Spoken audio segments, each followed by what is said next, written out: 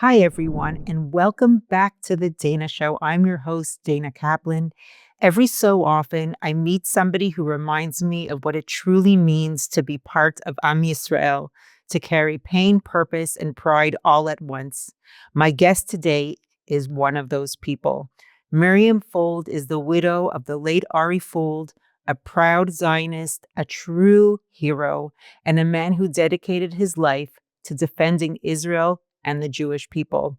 In 2018, Ari was murdered by a Palestinian terrorist, and even in his final moments, he fought back to save others.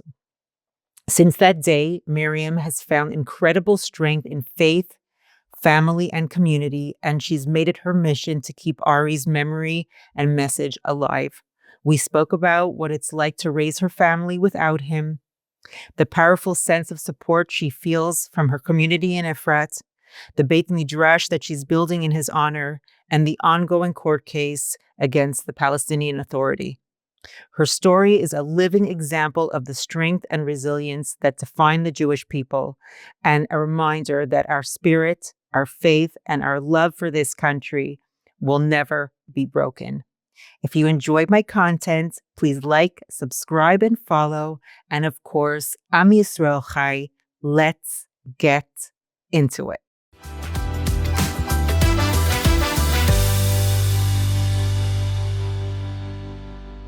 So, Miriam Fuld, welcome to the Dayna Show. Thank you so much for having me here. I've been wanting you to come on for so long, and I want to start off. First of all, I always mention the hostages, and even though all the live ones have come home, we're still praying for the return of the ones who are not alive. Amen. They should come home very soon. And Hadar Golden also. Yes. Rath Hashem, the family should be reunited. Yes. When we spoke last week, you said that you're not a political person, and you hope that we're not going to talk about politics. So I just wanted to make a note, not just to you, but to everyone, that the podcast is not a political podcast. It's about the people. It's not even necessarily today about Ari. It's about you. And what I think inspires people, especially during this time, is how people deal with hardship, especially the situation that you've been in or are in. And, unfortunately, everyone that I bring on the show, whether they're an artist or an athlete, it doesn't really matter. We're all, like, the trauma of what goes on in this country is part of our DNA now. It's all part of our identity. So everybody has an opinion, whether you're on the left or on the right, everybody has an opinion right now. Everyone is involved. So I just wanted to make that note so that, first, I didn't want to scare you away by saying we're going to talk about politics. So, Miriam, first of all, how are you? Are you okay? I try not to answer that question. Yeah. My friends all know that I ask them, what's up? How's it going? But never very specifically, are you okay? Because I think many of us are not okay, and yet we are okay. So it's okay to not be okay. So for the people who don't know who you are, your husband was murdered in 2018. He was stabbed in Gush Etzion. Mm-hmm. And your husband was a huge advocate for Israel. So it was almost like a coincidence, sort of, that he was a target. He wasn't targeted, but he was. Right? Because he was wearing a kippah and because of his tzitzit. Exactly. Right. Yeah. Do you remember? Well, can you tell me a little bit about that day? Ari was in between jobs. He was actually he was already giving tours throughout the Muslim quarter. He was going to start working for Atzeret Kohanim and start to do something official there. And I guess you could call it his Israel advocacy career was just starting to take off. Remember that 7 years ago, social media was not what it is now. Correct. And it was just starting. Ari had, you have a beautiful studio here. Ari had this piece of green alba that he would hang on the wall behind the couch, which was like his green screen. Mm-hmm. And it was 2 days before Yom Kippur, and I was working in Yerushalayim. And I said, you know what? It's Yom Kippur, and then we have Sukkot. And how about just go to Rami Levy, do a shopping, because we're expecting a lot of guests and people in and out, and they're not going to have time. So just do me a favor. Go and do the shopping. He needed to pick up something else from the local cell phone store, which is right around the corner from Rami Levy there. And okay. And he went. Wait. They had just installed underground garbages in Efrat in our neighborhood, right across the road from our house. And Ari first sent me 3 videos from across the road as they were emptying the garbages for the first time. And he was very excited. He had to video it. He sent me that at 9:30 in the morning. Okay. Then he went. I got a message. I have a WhatsApp group with a bunch of girlfriends. And I got a message. One of them, her daughter was at Tzomer Agush, and there was a pigua there. Everything was still very hazy. Nobody knew what was going on. There was a lot of chaos. She said, I heard that there was a pigua. I said, okay. I texted Ari. I said, I heard that there was a pigua. You're probably on your way there, because Ari had this thing every time something was happening. He would run there to give a first-hand account of what was going on. If there were rockets falling in Sderot, he would run down to Sderot. First of all, this is what's going on here, number one. And number two, he'd stop off and do a little bit of shopping there, to sort of support the people. So I said, you're probably on your way to Tzomer Agush, to video or to report or to see. Ari was also part of the first alert team of Efrat, so he would always run, if he could help or whatever. And he didn't answer. Okay, 5-10 minutes later, I texted again. I said, it's probably chaotic. It's probably crazy. Just let me know that you're okay. And again, no answer. So I thought maybe Wi-Fi is down. Again, 7 years ago, Wi-Fi wasn't what it is now.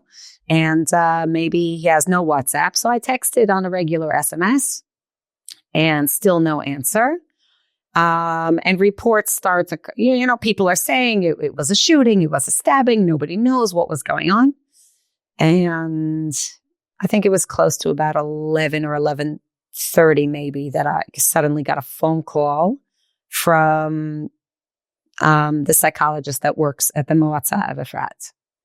I'm a very practical person, spit it out. And she says, hi. Where are you? And who's with you? And I immediately said, what happened? She said, no, we want to make sure. And I said, tell me what happened. And she wouldn't say. And finally I said, okay, I heard that there was a pigua. So something must have happened to Ari. Where is he? We want to make sure somebody should be with you. Where is it? I said, okay, so there must have been an ambulance. Where is he going? Tell me where they're taking him. All this trying to get information out of her. At this point, she should have known wasting time. What was going on, By this time, I'm already packing my stuff up. I'm grabbing my bag, and I'm running to my car. And finally, she said he's on his way to Shari Tzedek. And so I jumped in the car. And toch kedei, I started to text or call Ari's parents to say, something happened, Ari was involved, and I'm on my way to Shari Tzedek, just to let them know. Do you remember what was going through your mind at the time? Or were you just on auto? I'm not a panicky type of person, but it was okay, now what's next? What's going to happen now, Did they tell you what the extent of his injuries were? No, they didn't even tell me he was injured. They didn't tell me anything. Okay. So as I'm driving up to Shari Tzedek, my mind is, just going miles and miles fast. I sort of lean forward and I look up to the sky, and I just say, is this what you have in store for me? Because I really did not know what was happening, It never occurred to me. And I pull into Shari Tzedek. And there's no parking, which is normal for 12 o'clock in the middle of the day. And I'm calling inside and they're like, oh, a bitachon guy is going to come out and they're going to take your car. And I'm sitting and I'm waiting and I'm waiting. And 5 minutes pass and 10 minutes pass and nothing. Okay. Finally, I called back. I said, if you don't come and take my car now, I'm going to leave it right here in the middle of the road. And finally, somebody came out. I literally threw the keys at them and I ran into the emergency room. The mayor of Efrat was standing there. That's all I remember. And I ran in and he said, they're in there, which was the trauma room, and they're still working on him. Okay. I said, I heard there was a shooting. Did Ari get shot or did Ari shoot? Because if you ever met Ari, he was this larger than life, it was his presence, you know? He was 6 feet tall. It wasn't such a tall guy. He was a big guy, you know? But he just always had a presence. Wherever he was, people knew that he was there. And it never occurred to me that Ari was on the receiving end. Now, at this point, and he couldn't give me answers either. He wouldn't give me answers. And I start pacing there. And I'm like, I can't not know. Yeah. And some other random woman who was there in the emergency room, maybe she was with her husband, I'm not sure. She came up to me and she said, you don't look so good. Can I get you a drink? And I'm like, if somebody would just tell me what's going on, I would be okay. Right. It wasn't very long before a bunch of doctors, including our neighbor who lives in our neighborhood, Giora Weiser, he's a doctor, came out and they said, okay, come with us. And they took me out of the emergency room across the hall. There was an empty room there. I think there was a social worker. And I can't even remember exactly the words that they used, but it was basically his wounds were too severe. Now afterwards, now I know he was stabbed in the back and the knife had sliced right through his main artery and into his lung. So if anybody's ever seen the video of what happened that day, Ari, he came there pretty early. And then he just stops his car. We all know when they showed us the footage, I'm like, oh yeah, there's Ari. They're like, how do you know? I said, because that's his car. That's his blue car. They're like, well, why is he standing there? I said, because Ari LaFrere is not going to go and park on the other side of the parking lot. He's waiting for an empty spot right up front. And sure enough, a car pulls out and he pulls right in and he goes into the building. The terrorist who was in the area, I guess scouting for his victim, was there for about 45 minutes before and looking around, and he sees Ari. I think he heard him. Ari was always voice recording on his phone. And he must have heard him speaking in English because I think that was part of it. And he said, that's my victim. And he stood on the side and waited. And Ari went into the building. He went upstairs to the cell phone store and he waited. And a pregnant woman goes by and he doesn't move. And an elderly couple walks by. He does not budge. 3 mifakadim walk by. No neshek. He doesn't move. And then Ari comes out of the building and he follows Ari. And then Ari goes up the stairs and starts walking along the sidewalk. The terrorist comes from in between 2 cars and jumps on Ari from behind, stabs him in the back. Ari was a 4th degree black belt and taught a lot of self-defense classes. So he immediately, my kids say, oh, he did the move that he taught us to do. He grabbed the terrorist's hand and pulled him forward and grabbed the knife. And the terrorist fell to the ground and then started to run towards a nearby mall. Ari started to chase after him. In the video, you clearly see the wounds in his back. He jumps over a wall that's there. And then he finally stands. I see he's sort of like Ari staggering against the door there, pulls out his gun. As he's running after the terrorist, he's screaming, Mechabel, Mechabel. So people in the area are all, they're starting to see, and they're stopping to look. They hear this commotion going on. And then Ari stops and stands and aims and shoots 3 times towards the terrorist. He doesn't hit him. One of the bullets grazed the terrorist's neck, but enough that the terrorist trips and falls. By then, the the security guard that's standing at the entrance of the mall, who was just standing there, notices maybe that something's going on. And there's another bus driver there from the local bus company, and he sees, and he also tries to shoot at the terrorist. By then, people are already coming out. They see the terrorist fall. Somebody holds the terrorist down under his foot. Don't move. And only then does Ari see he's not going to harm anybody else, and Ari just collapses.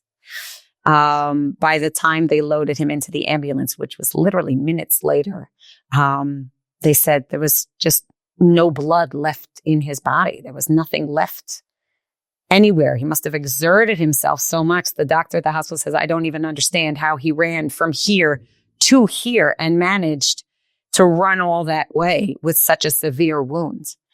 And that was it. Already in the ambulance, they realized there was nothing they could do, but he was pronounced dead at the hospital. And then, a lot of, collect my kids wherever they were. This one was on a bus and this one was here. My daughter was actually on her way home from San Francisco. She was there helping. My sister's son had brain surgery a month before, so she was there helping out. How old are your kids? How old were your kids at the time? So my youngest was 12. Natan was 12. Yakir just started 12th grade, so he was 17. Naomi was 21 and Tamar was 22 at the time. I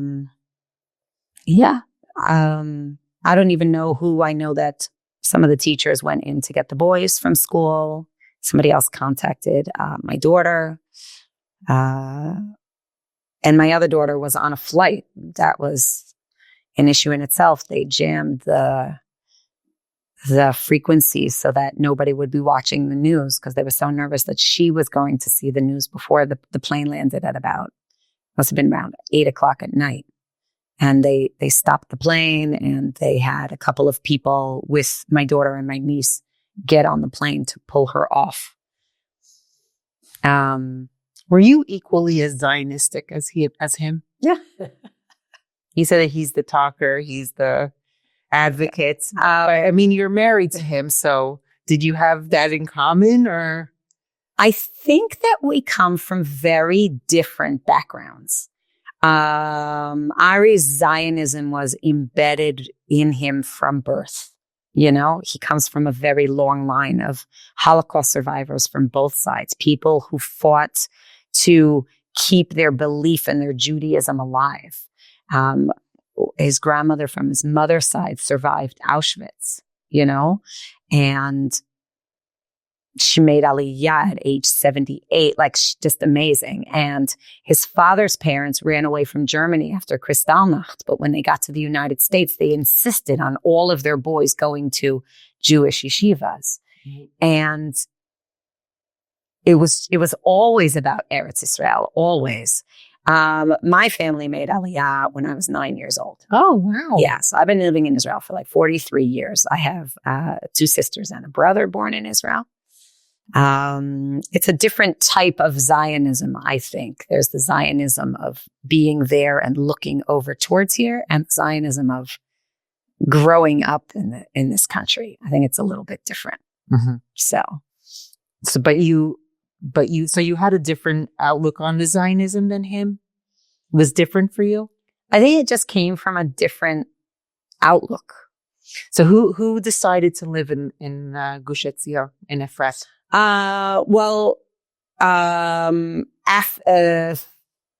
Okay, little bit before.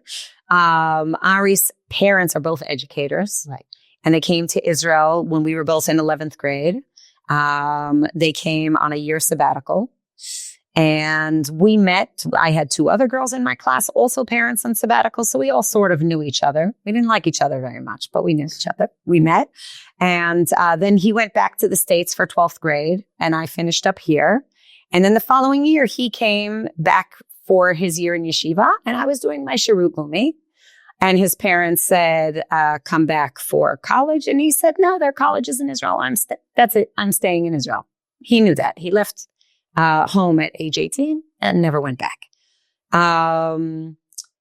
So after his first year in Yeshivat Kotel, he started to come visit me a little bit more at my Shirut Leumi. And we started dating at the end of that year. And that was it wasn't love at first sight. we became very, very, very good friends on the phone and writing letters back and forth. And he was going out with somebody, whatever. It all worked out at the end. At the end of that first year, that was 1991, we finished high school. So then 92, Ari went into the army in August to do his Machal service. He got out of the army beginning of 93. And that was it. His parents made Aliyah in July of 93. And we got engaged right afterwards. Okay. So after we got married, we lived in Givat Mordechai. It's a small little neighborhood in Yerushalayim.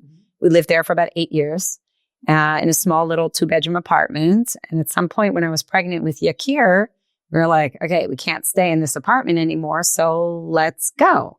Where are we going to go? Okay, we need to look for something else. So we went out to Malay Adumim and we went out to Piskat Ze'ev. And then I said at some point, maybe not the northern part of Yerushalayim. Let's go to the southern part of Yerushalayim. Somehow we ended up in Gush Etzion and we went to the Vadat Kabbalah in Neve Daniel. My sister lives there. Yeah. And I'm like, it's a little small. I grew up in a neighborhood in Yerushalayim. It's not so easy when everybody knows your business, maybe something else. We crossed the road. We went to Efrat. We found a really nice realtor there who showed us a bunch of things. And at some point she said, there's a new project starting in this new neighborhood. And maybe you'd like to see. And we literally parked our cars and walked through the mud. There was nothing. There were just foundations there. And we went into the Kablan's office and he showed us everything on paper. I think what got us most, or maybe even just Ari, was that the project was called Mitzpeh Yerushalayim because you could see the walls of the old city from our house. Wow. Yeah. Wow. If you know what you're looking at, But and I think that was one key element there. There were a lot of Shalom Achshav demonstrations then. Ari likes to say, I saw Shalom Achshav and I was like, this is where we're going to live, That was it. That was, we bought in April of 2000. In September, the second Intifada broke out with shooting on the 60 there. And we lost some great people there. Devorah Friedman, there were a bunch. Everything got delayed. So we didn't move in until the end of 2002.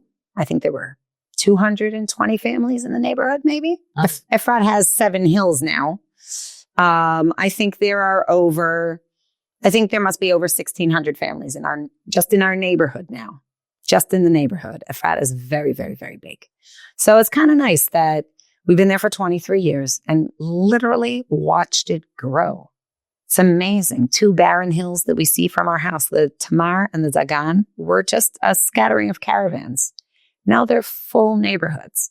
It's kind of nice to be able to say we watched that. So it wasn't from idealistic reasons that you specifically moved to the... Oh, Ari will say for sure it was. Oh, yeah? That's what Ari will say. Yeah. I'll say this is what we could afford. We came from a 2-bedroom apartment and we bought a 5-bedroom apartment with a garden.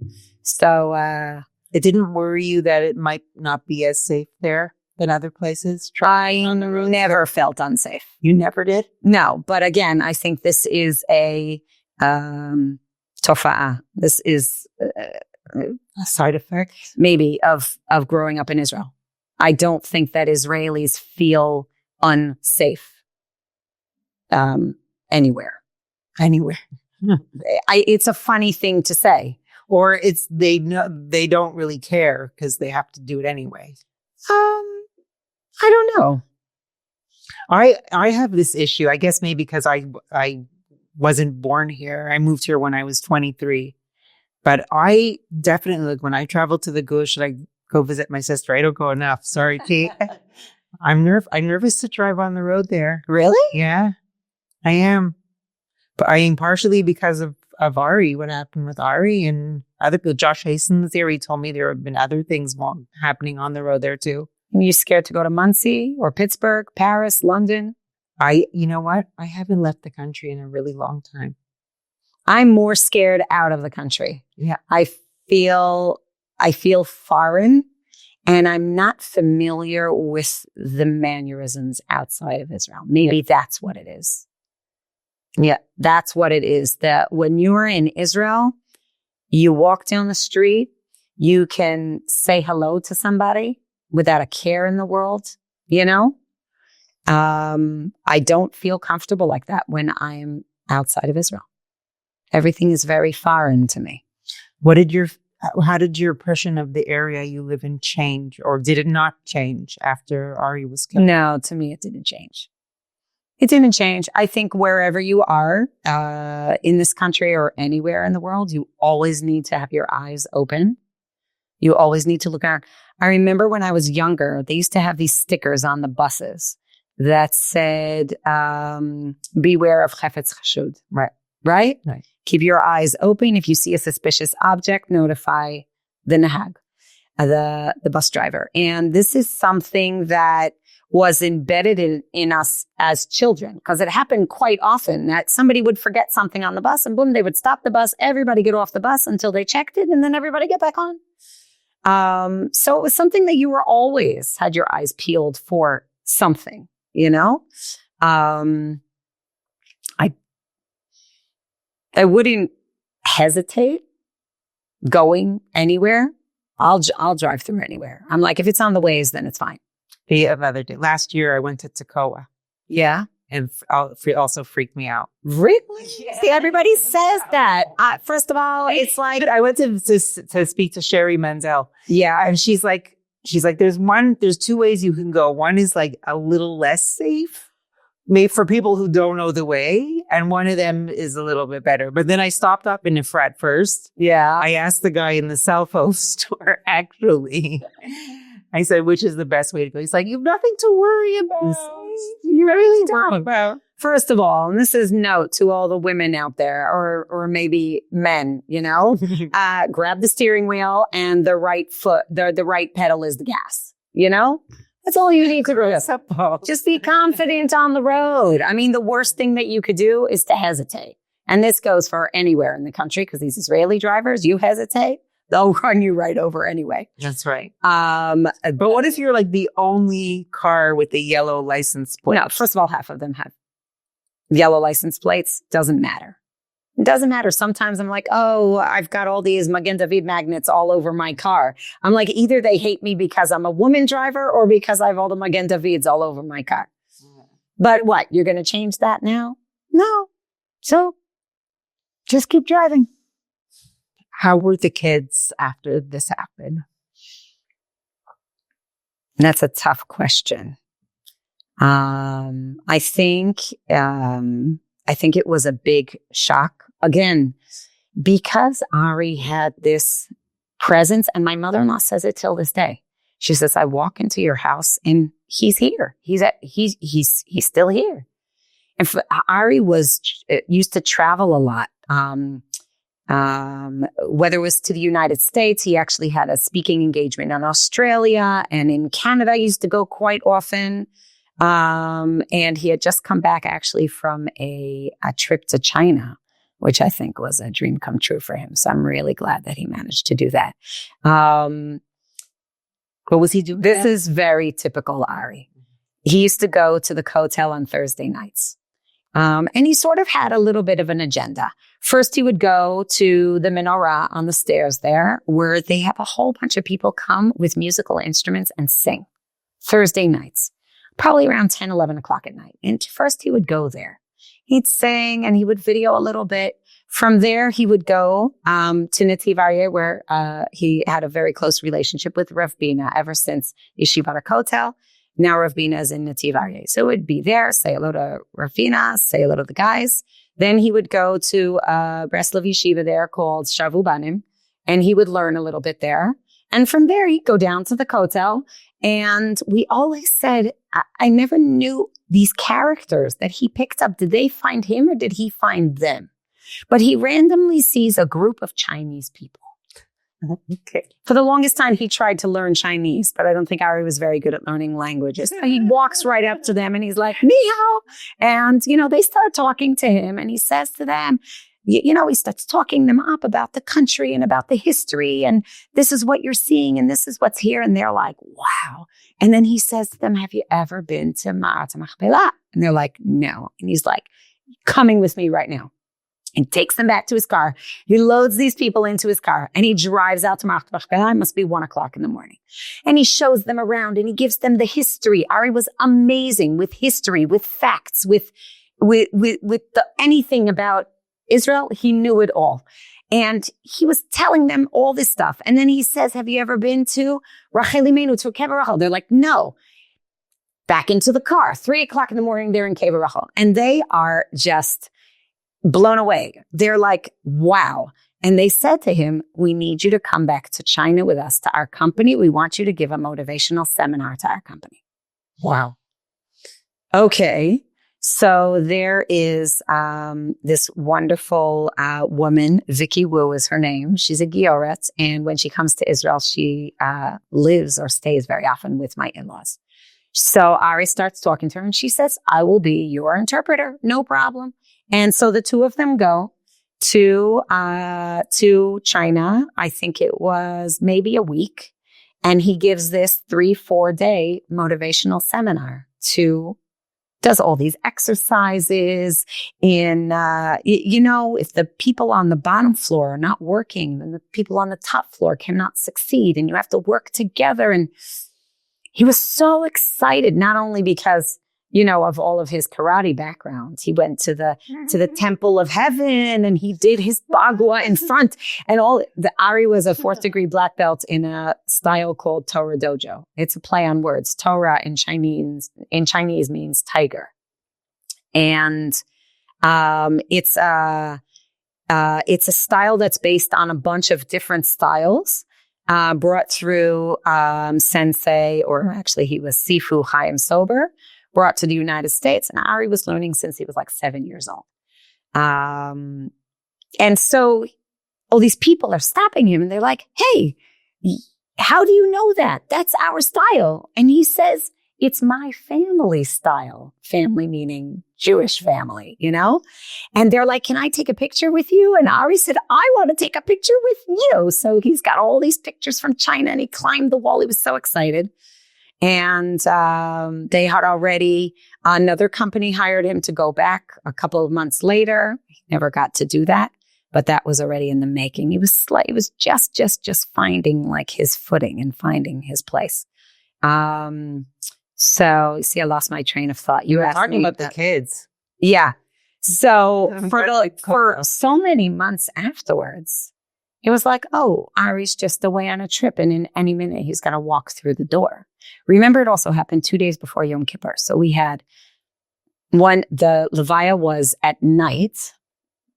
Okay, you can edit this out if this is like too much information.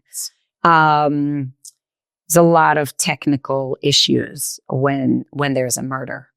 And they wanted to make sure that there wouldn't be any dispute later on. So they wanted to rush Ari's body to Abu Kabir to test the DNA on the knife, on the terrorist hands, and Ari, to make sure that later on in court there wouldn't be any issues. But because they had already released the body from the hospital, they had to readmit it into the hospital to ship it off to Abu Kabir. And then they said to me, Abu Kabir closes at 6:00 and he's only going to get there at 6:30. So how about we just push the Levaya off to tomorrow? And there's something in my mind. I remember learning in high school that as long as the body is not in the ground of Eretz Yisrael, the nefesh, the soul, is suffering. Right. I said, absolutely not. We are having this Levaya tonight. I said, you do whatever you have to. And my sister is very handy in the medical field, and people just started to call. And the doctor was there waiting for Ari to arrive. They did what they needed to do. And I said, just do me one favor. I said, when you bring him back on Kvish Echad, can you please make sure that the lights and the sirens are going, because Ari wouldn't want it any other way. And so the Levaya was called for, I think, 9:00 or 10:00 at night. And we were just waiting and waiting and waiting for the notification that he was back and we could leave to the cemetery. And by then, everybody had heard. People were coming in from Chutz La'aretz and landing, and they heard about what happened, and they all just jumped in taxis and came straight to the gush, to the cemetery. So the streets were just lined with cars and people just waiting, walking towards the cemetery. It was incredible. I think the Levaya happened at it must have been close to 11:30 at night. And in hindsight, we're very lucky that we did that, because we had one day of Shiva at our house that first day. And the second day, we only sat half a day because it was Erev Yom Kippur. And then we sat at Ari's parents' house in Yerushalayim. And you went there for Yom Kippur? Yeah. All the brothers, Ari's one of the middle of 5 boys. All the brothers decided that we were all going to spend Yom Kippur together. They used to do that anyway. Ari used to take all the boys, used to take my boys and his father and one or two of his brothers, and they would go up and daven in Rav Goren Shul, which is up above on top by Har HaBayit. An incredible experience for them to be davening Yom Kippur right in front of Kodesh Kodashim. Like it was amazing. That was something that they did every single year. But it was such chaos, and everybody was still in shock that all the brothers decided we are all staying here together, husbands and wives and children. We're all staying here for Yom Kippur. What is their involvement after someone is murdered? Like, do they keep in contact with you? Do you get any benefits? Like, what happens from the Nemshala once a family member is murdered? I have to say that since October 7th, all these organizations and the government and all these people have suddenly woken up. Oh, really? Yes, it's very apparent. But I keep reminding myself, and this is so important that I remind other people as well, terrorism is not something that we've suffered with only over the past 2 years, and not even over the past 7 years. 77 years. We've lost over 31,000. Okay? In this tiny, tiny little country. People have been living with this for 77, almost 78 years.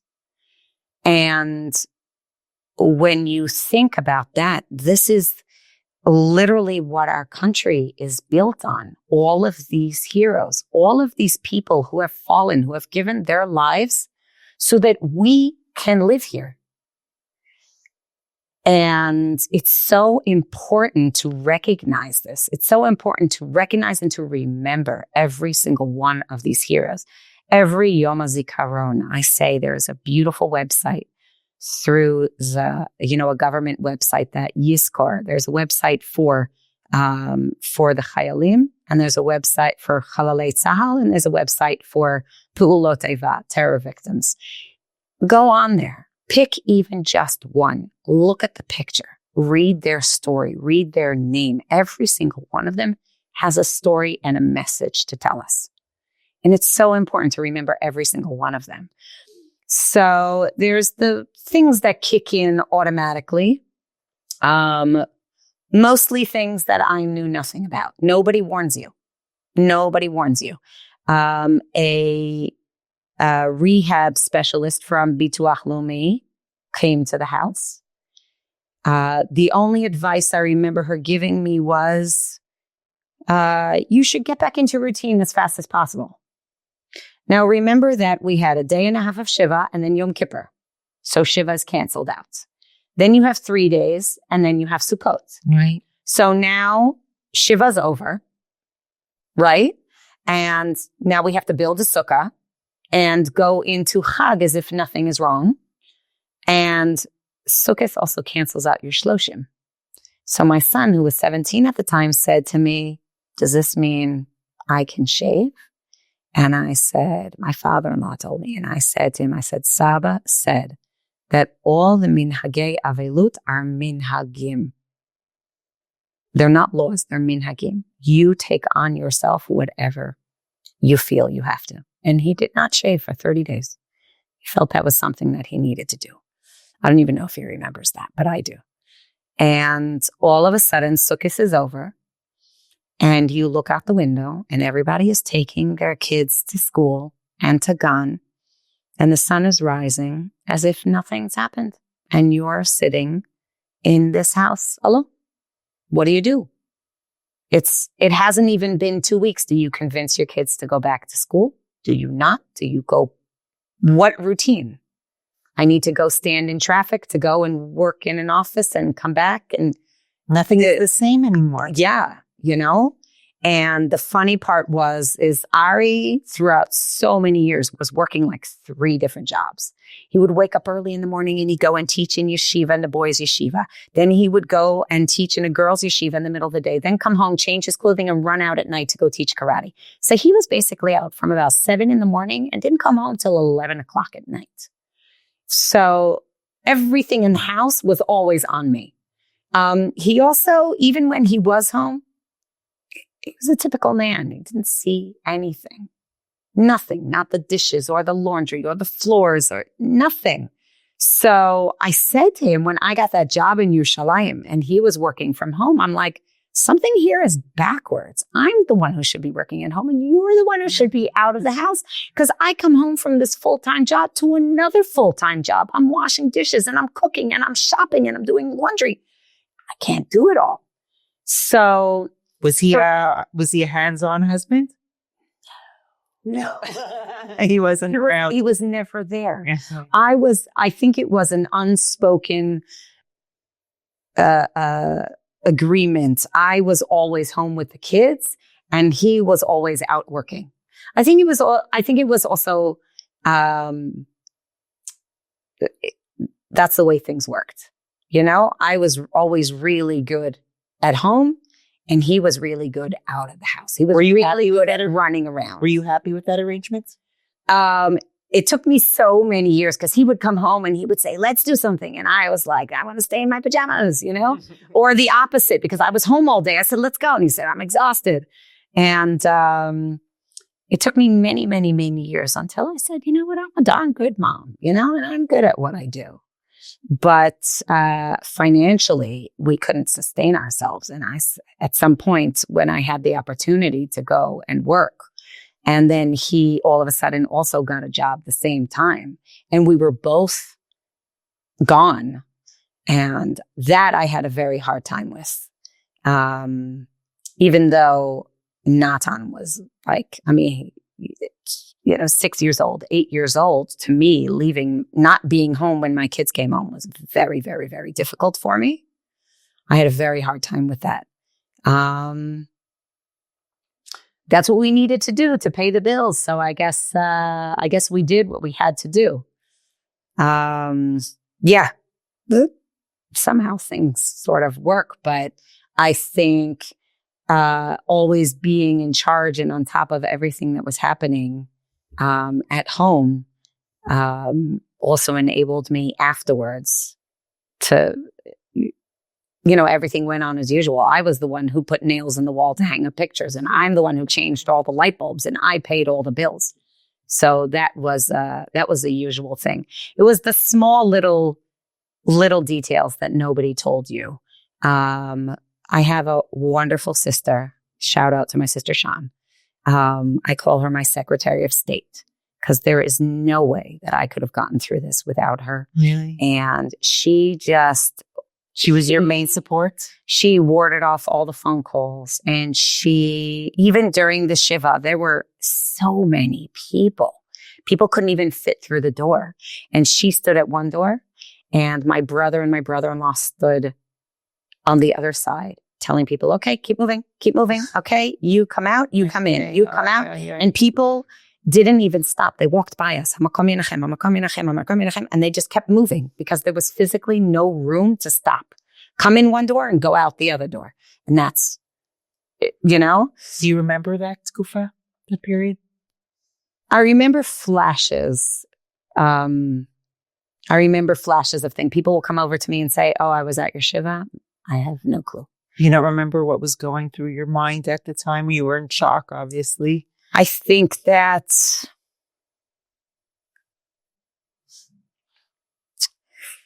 Such a deep sense of grief. And yet also, in a way, denial. People are coming in and they're telling you stories.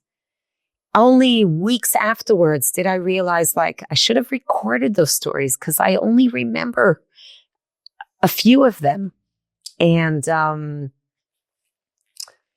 I remember it was my father-in-law, my mother-in-law, and then me and my brother-in-law, Eitan. And Eitan works in the Knesset. So whenever somebody walked in with a bodyguard, I would immediately turn to Eitan and say, who is that? Good or bad? Do we like him? Do we like her? Is it okay? And he would say, her name is, or his name is so-and-so, and he's from this and this miflaga. And I said, okay. Because Ari would have been able to, oh, that's this person, that's this person, that's this person. I don't remember these things. I don't know these things. Besides that, I don't remember anything. I really don't remember. My kids tell me that they moved the couch from the living room into the kitchen. I'm like, how did the couch fit in the kitchen? I don't know. I don't remember any of that stuff. I really don't. It's been now 7 years. 7 years. How do you think that you've changed from then to now as a person, as a woman? What do you think is different about you? Besides the fact that I'm no longer wearing a head covering. Right. I was going to say, you look a little bit different than you did back then. Which is kind of funny because Ari and I had this conversation before. And thank you so much, Ari, for having that conversation with me before. What did you say? Well, we were discussing. Some people don't even know what you look like. You were wearing a Google Ari. You'll find me in the background somewhere. I honestly, when you came to the door, I'm like, wow, she's gorgeous.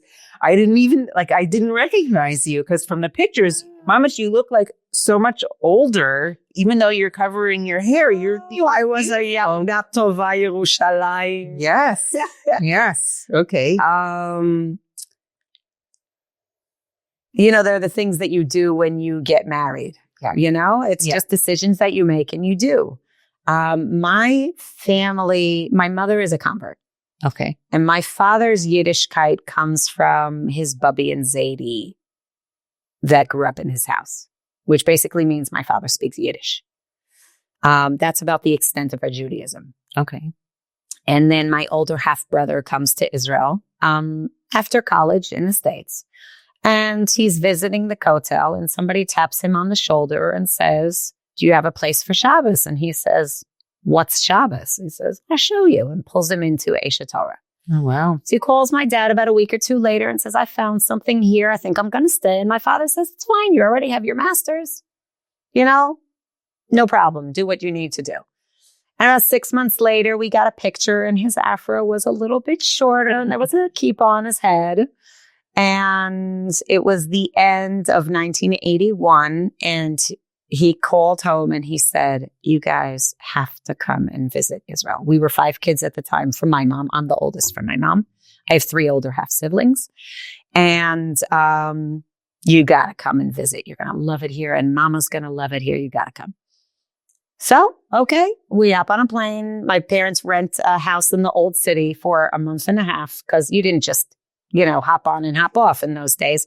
And we enrolled in school. We went to school here in Israel. And toch kedei, I guess my mom started covering her hair and my father started to wear a kippah.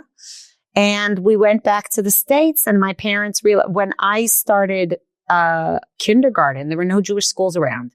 So we lived upstate New York. And my father found an Orthodox rabbi in Monticello and they started the Hebrew Day School of Orange County. Oh, I think there were maybe 3 kids in every class, and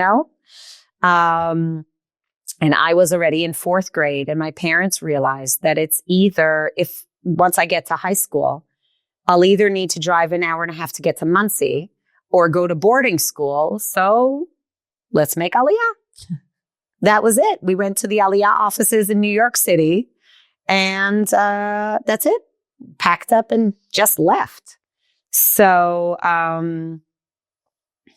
We're talking about covering your hair. I told you I lose it really bad. It's okay. It's okay. You'll edit that out. Yeah. So growing up in Yerushalayim, my parents still live in Harnof in the same house that we grew up in.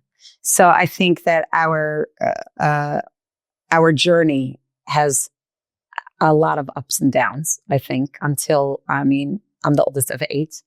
And each one of us has found our own way, you know? They're all at different levels of Yiddishkeit or whatever it is. You could call it observance. You know what? My blessing, Bemet, to my kids and to everybody in this world is you should just find your niche. Find your niche in this world. It's so hard. And I think that in a way, everybody found their place, you know? And my mother, being a convert, tends to think that everything is beautiful. She never asks for reasons. And then I find Ari and I marry into the Fuld family and they have answers to everything. And I am thrilled. What does that mean? They have answers to everything. Ari, why am I doing this when I light candles? Why am I don't know, my mother has a utensil garden in her window box. What ushering silverware? Why? Yes. Okay. You know? And Ari's like, Mom, come, let me explain something to you. And he pulls out a sefer and he shows exactly why and exactly what.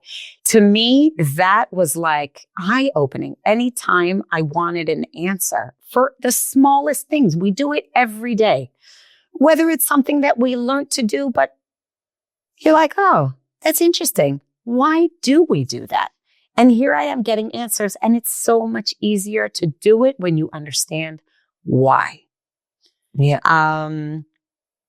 Yeah. As soon as we got married, I covered my hair. It was something that I was going to do no matter what. Did Ari want you to cover your hair?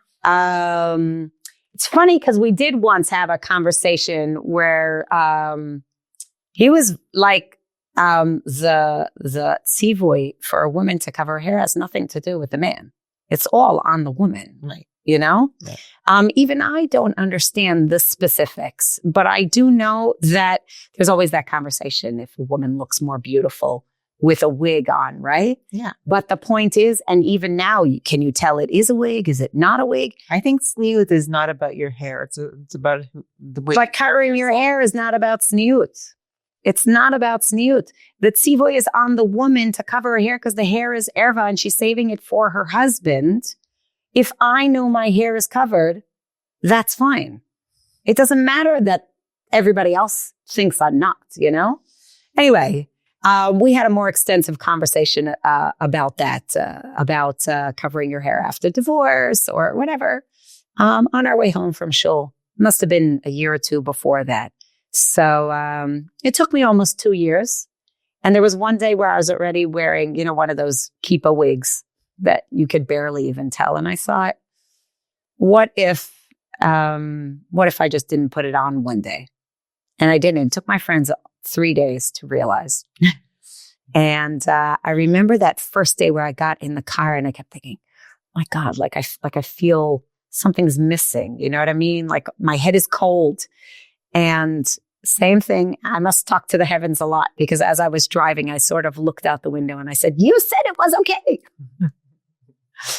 So that was one thing that made it a little bit easier for me.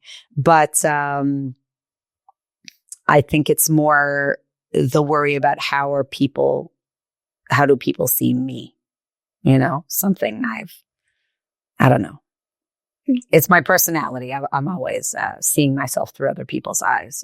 I know I shouldn't, but I do. You know, what's happening with the Beit Midrash? You're trying to raise money. Yes, very exciting. So tell because I saw a video. That's where you davened in that shul. Yes, I mean it's 2 doors away from. Okay. When we moved in, they built the building of the shul. When we moved into the neighborhood, there were 2 caravans. One Sephardi, one Ashkenazi. That was it. About a year later, there was a building built 2 doors away from our house. And for, I think, almost 2 years, we davened in that space with no windows and no floors. I remember the guys used to go to shul in snowsuits with their with a talus over the snowsuit. It was so cold. So we literally built this kehillah, and now it's so huge. There must be, I would say, at least 6-7 shuls in our neighborhood. There, an Ashkenazi, a Teimani, a Sephardi, a Yerushalmi. There's just so many. And specifically our shul, our kehillah is just so big now. So there was a big empty, almost like a patio outside of the shul. And we realized that we have the rights to build an extra 2 floors on that space. And the moment after Ari was murdered, they decided that this would be a good space, to build a Beit Midrash and hopefully also a Simcha hall upstairs. Oh, beautiful. And yeah. And so how's it going? Well, we've lost quite a few from our community. The D family davened in our shul. We lost Lucy and Maya and Rena. And then on the 7th of October, we lost Roey Weiser, who was a commander in Golani. He was killed at Ma'avar Erez on the 7th of October. And then right afterwards in January, our neighbor Elkanan Neulander, who was also he was a chovesh with the Egoz unit. He was killed in Gaza.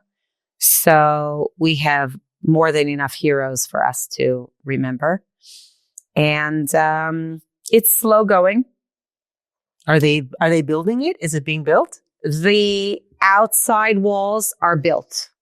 The stairway is built. Thank God we managed just over the past 3 months to finish the inside and do walls and install windows, which is very exciting. There's already a minyan that takes place there in that space. I think after Corona, there was an extra minyan was made. So there's already a 6:40, an 8:30, and a 9:30 minyan every Shabbat. And that's besides the Tfilat Yeladim that goes on. Baruch Hashem, we have a very massive community.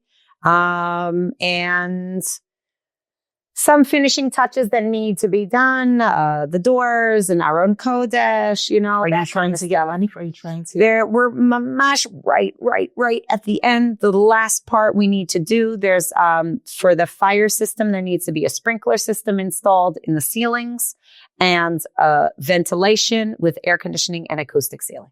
That's what's left. We're mamash at the end. We're missing about $150,000. That's it. So you're trying to we are managing, it's slow going, but whatever more comes in, we're trying to do more together with, our shul is called Zayit Ra'anan. So, the organization that we started in Ari's memory called the Ari Fuld Project, together with the Amuta of our Beit Knesset Zayit Ra'anan, together, trying to get this done. I hope it gets really hot in the summer. And it gets really cold in the winter. So we definitely need air conditioning and heating. Good luck. So that's very important. In the meantime, we're davening there already. Yeah. Among all the other things that we're trying to do. Yeah, that's one of the projects. I really want to ask you about suing the PA. I know that we're getting off the topic of the shul, but I watch the videos and I'm trying to understand that whole idea of suing the Palestinian Authority. Can you explain me how this whole thing came about? How come we don't hear about this? Okay, so legal jargon is not my forte. Okay, it's very simplistic in my understanding. Yeah, tell people from the beginning how this. Okay, so first of all, we convicted the terrorist here in Israel. That was first and foremost. Is that what everybody does after? It's automatic. It has nothing to do with us, whether we're there or whether we're not there. The government does it. Because you need a lawyer. Do they ask you to get a lawyer? No. Okay. No, there's a lawyer appointed. Because Ari was murdered in Shetach Yehuda v'Shomron, it's military jurisdiction. It happens in military court. So you get a military lawyer. And the proceedings just sort of happen. I was very, very, very grateful to be approached by Maurice Hirsch, who had just finished about a year before. He had just finished. That was his job, was the head of the prosecution for Yehuda V'Shomron in the army. That was his job. And the guy who was now head of the prosecution was his successor. So he came to me on Sukkot and he said, my name is Maurice Hirsch. This was my job, and I would like to accompany you through this whole process for 2 reasons. He said, number one, because maybe some of my knowledge can help you to understand what's going on. And number two, he was at the time working for an organization called the Palestinian Media Watch. He's like, I'll get a front row seat to be able to do my job better. But throughout the years and even till this day, if I have any questions, I could always text him or call him up on the phone. If there are any other terror victims who are looking for answers, I always say, this is Maurice's number. He is happy to speak to you. He has information. He knows. He's very involved in international proceedings. He was involved in writing laws in the Knesset for terror victims. He's very knowledgeable. I was very, very grateful for his support. So it took us about 2 years to convict the terrorist, which you would think is really ridiculous, seeing as I just told you that, they had the DNA and a lot of evidence. Yeah. About 4 or 5 months into the court case, the terrorist's lawyer was arrested for shooting at Israeli cars. Holy shit. That's crazy. Yes. I kid you not. That's crazy. So, yeah. So everything all of a sudden, hold on. We need to find him a new lawyer. And that got delayed by another 2, 3, 4 months. And the new lawyer that came in spent the whole entire time playing that caterpillar game on his phone. My brother-in-law, Donnie, kept asking, I want to know what his high score was. And every time they said, okay, we're submitting, evidence items 7 through 10 into evidence. Do you agree? Yes. Okay. Do you agree? Hello? Do you agree? And his lawyer would say, yeah, it's fine. And then, okay, reconvene now for another month and a half. It's so disrespectful. It was so bad. The first time my kids all came with me to court, and my older daughter and my son, and my daughter said, I am never going back there again. She said it was like a slap in the face of such bizayon, the way that we were treated. And it's the military law. They're going to have it whether you like it or not, but it's not like it's in a building, and it's in a caravan. It's in a caravan, a bunch of caravans. Did you meet the terrorist? You see him? Sure. I mean, he was there every single time. Yeah. The first time he was not so well behaved, came in screaming, yelling, And then after that, he just, whatever, he came in, he sat down and he left. They keep you on the other side. It's a caravan. So how far are you possibly? But, okay. That was it. We sat on our side. He sits on his side. And that was it. There are 3 judges. They sit, they review. It's a chick-chack. Like, you submit evidence. Okay, evidence. We got it. It's like literally like 10 minutes. Was it hard for you to see him? I didn't look at him. I don't need to see him. I know his face. And, yeah. Okay. Okay. So that took 2 years. 2 years. So they finally convicted him. He got a life sentence. And I know that we were awarded some sort of money compensation, which we never saw a penny of that. Everybody told us, don't even bother. You're not going to see it anyway. And that was it. By then, Corona had already hit. The lawyers in the United States didn't start the proceedings until after we got the conviction here in Israel, and only then did they start the proceedings in the United States. What happened in the United States? How does that have any connection to what's happening here? Well, first of all, we know for a fact that the terrorist is being compensated by the Palestinian Authority. His family gets a monthly stipend. The longer he sits in jail, the more money they get. I think it started off at like maybe 1,500 shekel, and it jumps already to the end. It was like $1,000 and more. Every terrorist also gets, he is promised a government job with the Palestinian Authority if he ever gets out of jail. So there basically is no downside to this terrorism. If you are killed in the act or you die, suicide bombing or whatever, you go straight up to your heaven, right? If you don't die, your family is basically financed for the rest of their lives, and you get to go to a cushy Israeli jail where you get your GED and your 3 meals a day. So why not, right? Okay. There's no downside here. And for the government to suddenly wake up 4, 5, 6 months later and said, oh, by the way, remember that guy you murdered 6 months ago? We are now going to destroy the middle floor of the building, because it doesn't matter, your brother lives downstairs and the other brother lives upstairs. We are destroying just that middle floor where you used to live. And that was it. There's no deterrent for these terrorists. There's no downside to this terrorism. So they keep doing. That's so frustrating. Oh my God. Every penny that we take away from the Palestinian Authority is a penny that does not go to terrorism. And that's very important.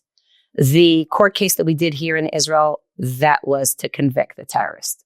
But a court case against the PA or the PLO, that's about justice. And international justice as well.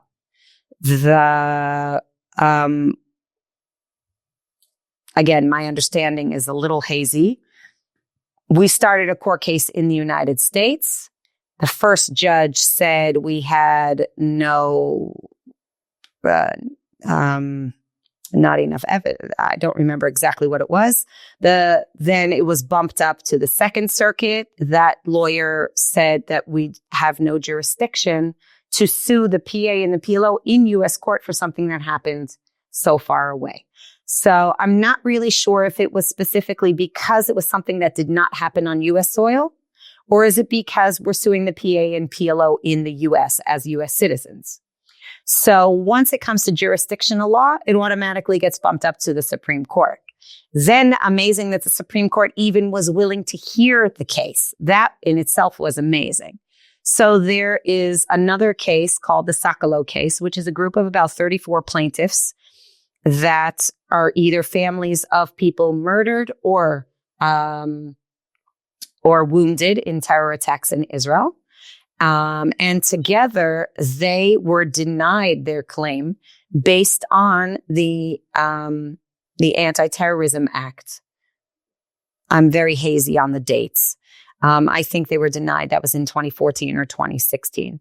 But since then, the Anti-Terrorism Act was rewritten. That was canceled. And now they have a new protection of terror victims, a new law that came out. So they were going back to the Supreme Court to say, reopen our case. Now that the denial was based on something that is no longer valid, reopen our case. To which my lawyer said, we want to join your case, but we need Miriam's name to be separate. We will be together with you, but separate. So it was just me and my kids. Together with the Sakalo case, we had the Fuld case. And as my daughter so eloquently said, no matter what happens here, Daddy's name will be in the Supreme Court forever. We went to Washington. The court case was called for April 1st. And my lawyer set up a couple of very important appointments, which I think was good because no matter what the outcome would have been, I wanted my kids to have a positive experience, not only being at Washington, D.C., but in the world in general, when you're living here in Israel, you feel like everybody is against you. Yeah. Me being a Native American, even though I only lived in the States for 9 years, still, I have a different sort of outlook of, the United States, but my kids don't have that. And I didn't want them to have all these ideas of everybody being against us. So my lawyer set up a meeting with the head of counterterrorism at the Department of Justice, which was amazing. They listened. They heard what my kids had to say. It was so important for my kids to speak. It was amazing. And then after we were in the Supreme Court, we actually met with the congressman from the state of New York, which was also great. Mike Lawler. He was also amazing. He listened to them. He heard what we had to say. Wow. So that was in itself, that was pretty amazing. And then my lawyer called me all of a sudden at the end of June and he sends me a message, we won 9-0. And I'm thinking, okay, there must be like an amendment or something called 9-0. I didn't know what he was talking about. And it took me a while until he starts to send me paperwork and all these things. And I'm like, wait a minute, are you saying that we won? And he said, yes, they voted 9-0, meaning it was unanimous. How is that possible? Like that was just, and they were the whole time in the Supreme Court, we were listening. They gave us 1 hour. It went overtime for almost 2 hours. People were falling asleep in the court. And how is this different from the 14th Amendment and from the 5th Amendment? I ran home. I was like, what's the 14th Amendment? I didn't even know what these things were.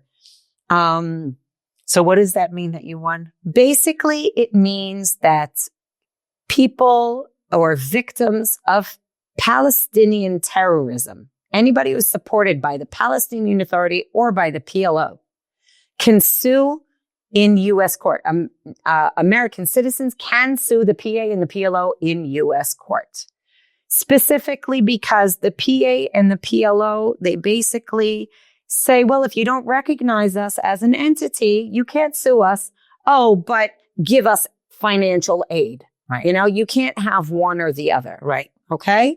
So the court basically decided that, yes, they use the infrastructure in the United States. The United States does recognize them as official organizations working within the United States. So which means a U.S. citizen can sue them in U.S. court. Now we basically, besides the fact that Daddy's name will for sure be written in the books of the Supreme Court, but every single time another court case is brought forward, they will bring this court case up as evidence. Now we have to go back to the beginning and continue our court case. Again, like I said, that was just an ensure that you could do it. Not only us, but everyone. Victims, Did you get something from it? How much did you sue them for? No, that wasn't. It was just that the possibility was giving us the green light to continue in the court case. Okay. Yeah. We already have our court case against Iran and Syria that we won last year. And there's a bunch of other class action suits. I'm not even sure. I'm like, I leave that up to the lawyers. It's their job to find the money, the paper trail, and to find out, where, what, how. Is this what all families of terror victims do? Do they all go around sue? Or is it automatic from the government? No. So it's your initiative, the family. No. First of all, I'm not entitled to get anything from the U.S. government because Ari wasn't, U.S. It's like collecting Social Security. You have to have worked in the United States a certain amount of years. So immediately they tell me, oh, you're not eligible to get anything. So, except for this death certificate. But this we can do. This is about justice. This has nothing to do with money. It could go on for another year, for 5 years, or for 20 years. Doesn't matter. That's huge. This is about justice and for exposing the PA and the PLO for the terrorism that they support. And that's the most important thing here. They are to be held responsible for their part in all of this. You think that Ari used to say, terrorism is not about murder. Terrorism is about causing fear, about causing terror. I think most of what Ari was doing was Ari's whole core What inspired him was Am Yisrael in Eretz Yisrael. Every single thing. I watch his videos. First of all, it doesn't matter whether he's in the frame or not in the frame, because none of the videos were about him. That was the essence of Ari. And he was so excited when he was out there. He was like, oh my God, you got to see this incredible thing. Look where I am. I'm on the border of Gaza. I'm in Hebron. I'm in the holy city. I'm in everywhere he went. It was so exciting to him to be in these places and to meet all of these people. He used to come home and he used to say, you're not going to believe who liked my video. This guy in Taiwan liked my video, and this person in Saudi Arabia. For him, it wasn't like, look at me. It was, if I could reach this person in Taiwan and I can reach that person in Saudi Arabia, imagine how much further I can reach. Imagine how many more people will hear the truth. And that's, for him, that's what it was all about. Maybe that's why we had so many financial difficulties. It was never about the money. He was always, first and foremost, teaching. Ari was an educator at heart, just like his parents. It was embedded in him. It doesn't matter if he was teaching Torah or if he was teaching Hashkafa or if he was teaching karate. Very much loved the spiritual aspect of karate. Before Rosh Hashanah Yom Kippur, he would always, for a whole month before, he would teach his students Kavanah B'Tfilah.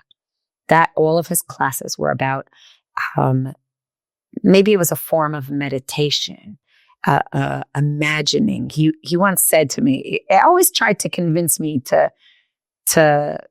for him to teach me meditation before I went into labor. Wow. Let me teach you. And I'm like, leave me alone. He was into like manifestation and meditation. Meditation, very much so. He even, I remember I heard or I saw one of his classes once, and he said to his students, close your eyes.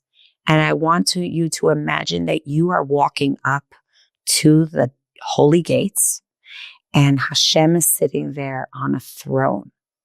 And this is what you're davening to. This is who you're speaking to. To imagine it, to bring it to life. And we got a lot of messages, but one very specific letter from one of his students who said, I went to yeshivas all my life and they taught me how to pray, but Ari taught me how to daven. I really, that was, I remember in my last pregnancy, when I went into labor, we stopped in the parking lot. Okay, we ran to the hospital. I figured I wasn't going to make it because my labor keeps getting shorter and shorter. Mm. And the fourth one was the one that threw me completely off. I'm like, it's not 11 o'clock at night. I was going to labor 11 o'clock at night. It's 7:45 in the morning. And we park at the parking lot and we're walking towards the hospital and this contraction hits me and I stop for a minute and I start doing this. And I was like, what are you doing? And I'm like, I'm just trying to relax from my head down to my toes. And he was like, who taught you to do that? I guess that was like almost like his meditation. And he's like, that's amazing. You're doing it. He always really wanted to teach me something. I was like, it's okay. What do you miss the most about him? There's way too much. There's way too much.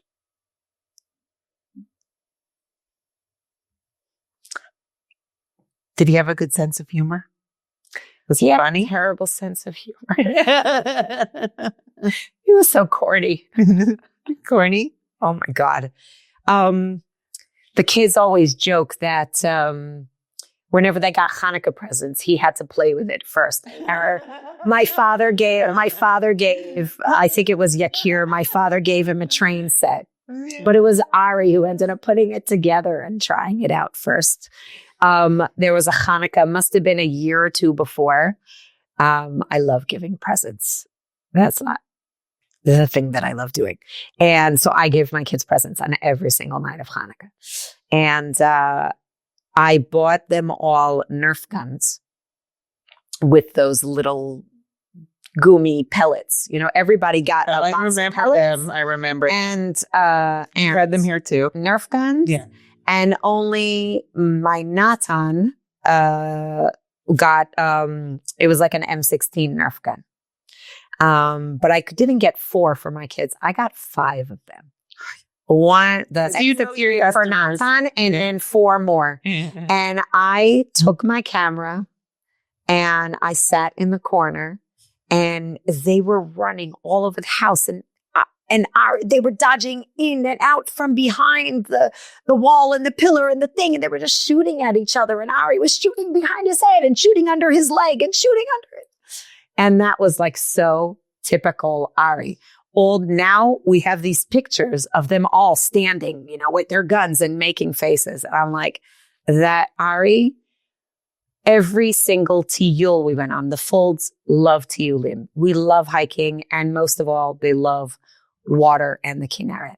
There is not one picture of Ari where he doesn't have at least 2 kids on his shoulders.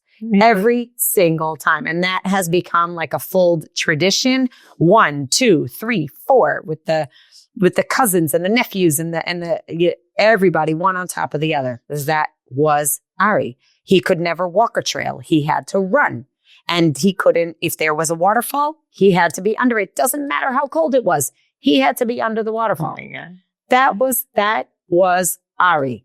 When on Shabbos in Shul, he could never sit still. He always stood at the bima with a sefer and his gun.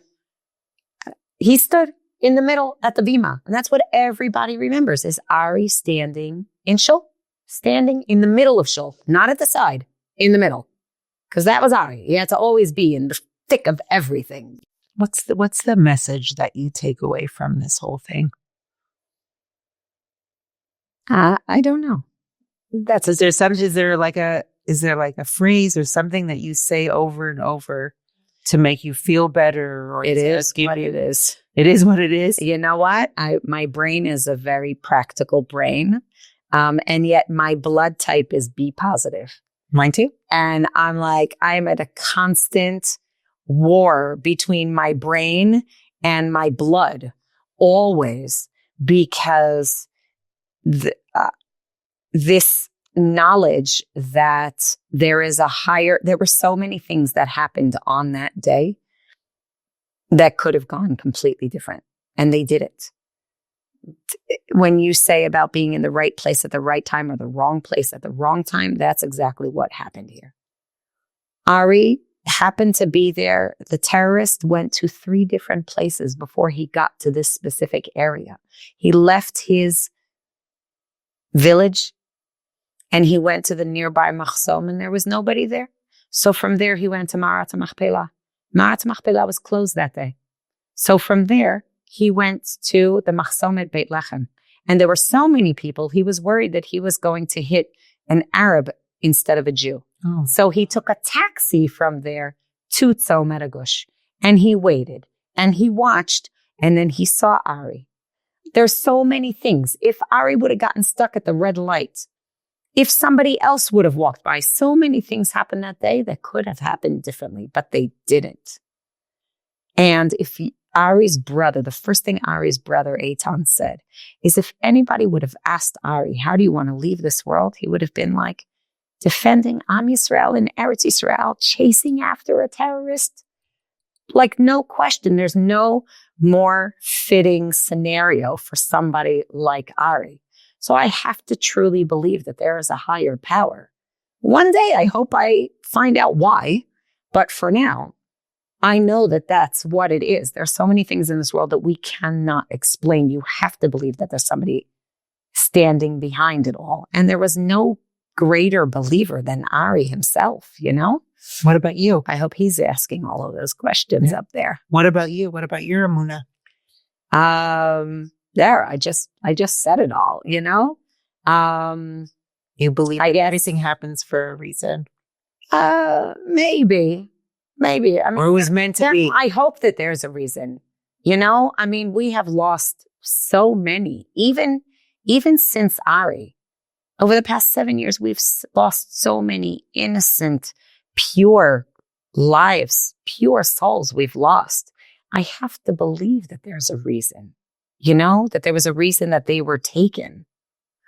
And I don't know. To me, I guess maybe it's, for many years I called it my autopilot, because there was no other way that I could get out of bed in the morning. There was a list of things that I needed to get done, and that's why I needed to get up and go and do.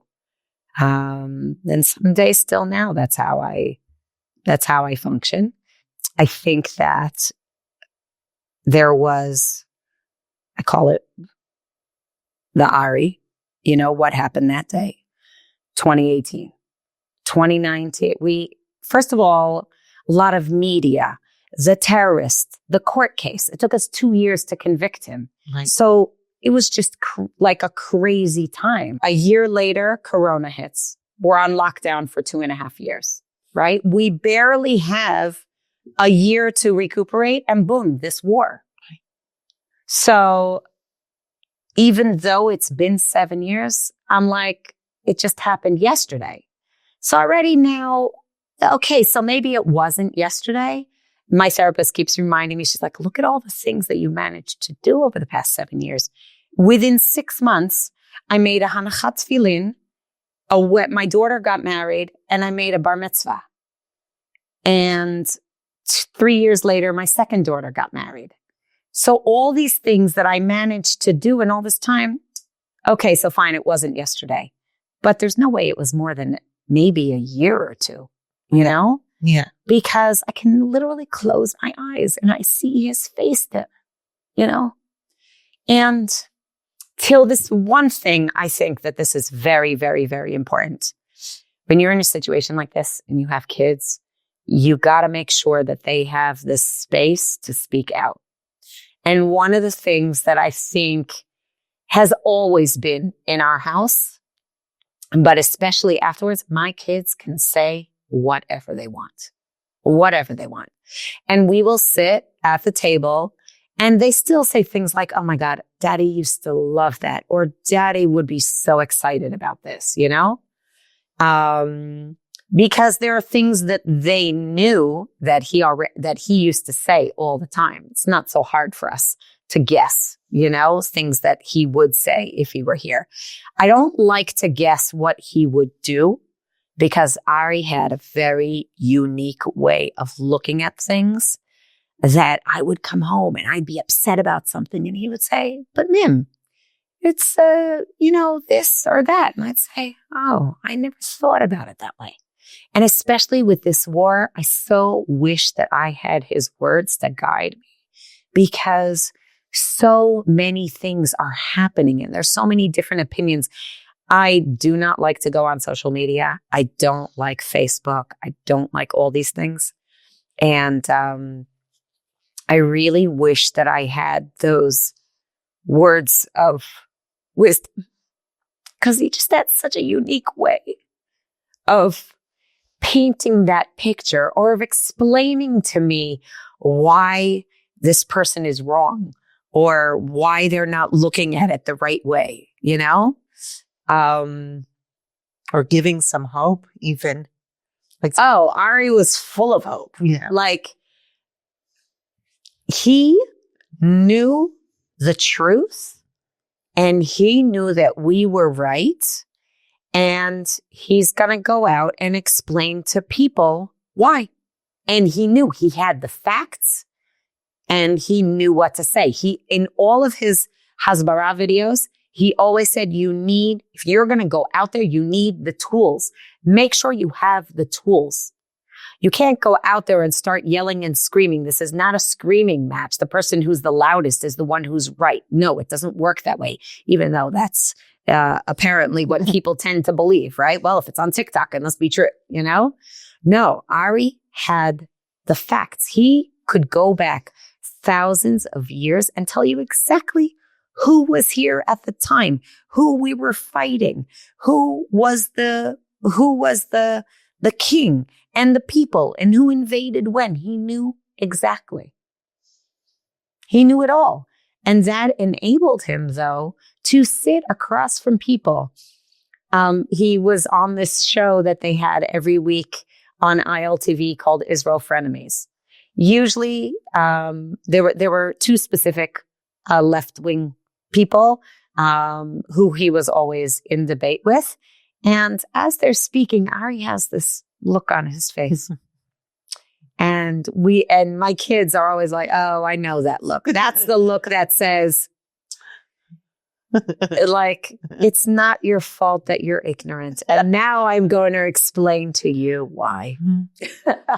So what do you said? You don't know what he would have done, but what do you think he would have said about when the war started? So we have a big joke in the house all the time. We're like, listen, if Daddy would have even survived Corona, because he would have been the person who was spreading it everywhere because he could never sit still. He was up to all hours of the night and he had to always be involved and be in places that you would have never thought. He would pop up in all these places. And so if he would have survived the lockdowns, oh my God. We know what Ari would be doing because he was doing it before.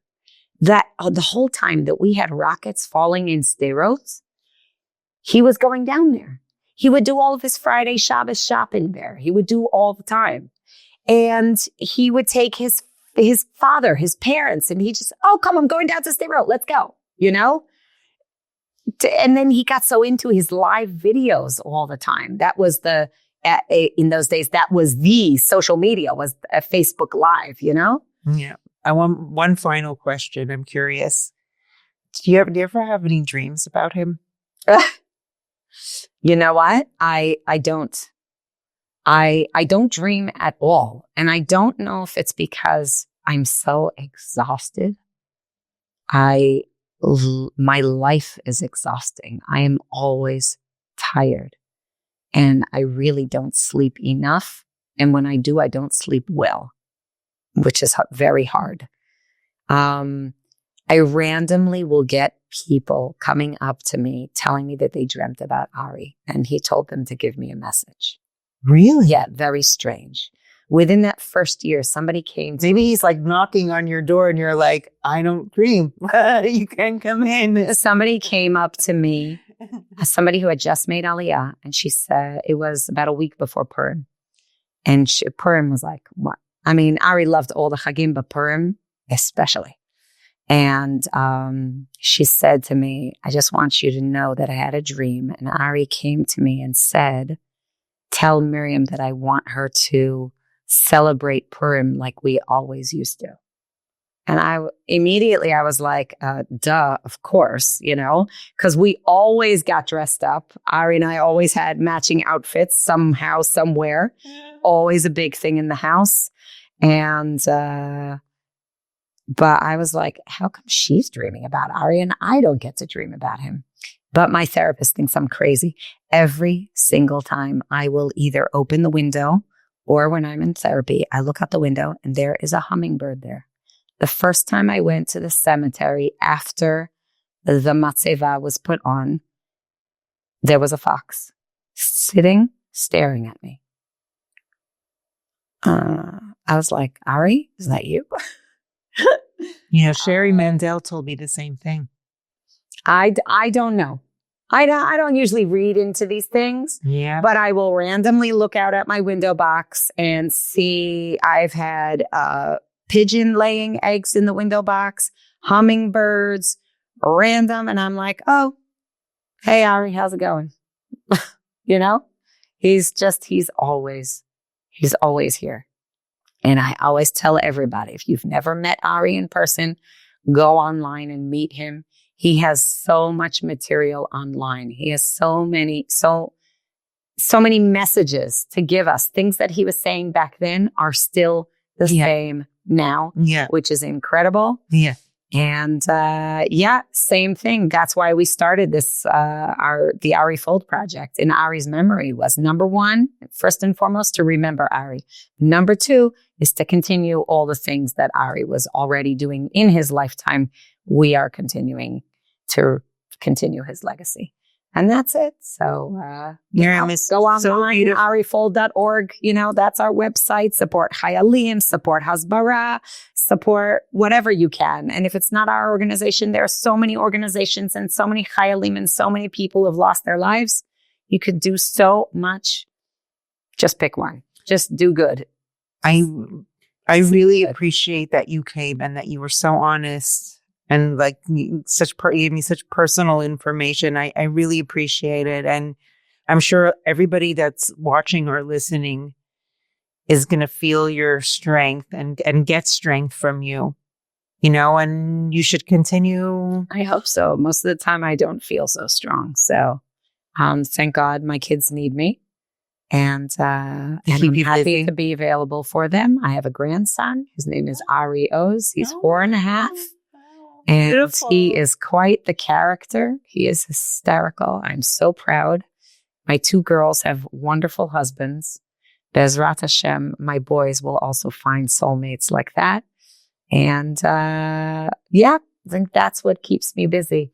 Baruch Hashem for all these wives that have lost. It's the children that really keep them moving. I think that's the essence of my life, at least. I look at you and I get strength from you. I don't know. Obviously you don't really have you do have a choice, but you look like you're doing okay. It's okay to not be okay. Yeah. Listen, things happen to you in your life that you don't have really control over. It's how you deal with it. And your kids, Kanai Nahara, they're getting married, they're moving on. You have another generation now. God, they have so much of Ari in them. It's amazing. It's I always say I make good kids, but Ari made them good people. Yeah. And they're a little insane. They'll laugh at me for saying that, but that's all. That's all the more Ari in there. When you speak about him, about him like he's still alive. He'll always be here in a way. He'll always be here. I wish I could have met him in person. Go online and meet him. Yeah, I have. I actually tuned in when he was making the videos. I've been watching him for a long time. I'm familiar with him. Yeah. I've never met him in person, but I know who he is. Anyway, thank you very much for coming. It was an honor for me to have you here. It's an honor is all mine. Okay. Thank you. Bye, everyone. I'm Yisrael Chai. Thank you for tuning in to this week's episode of The Dayna Show.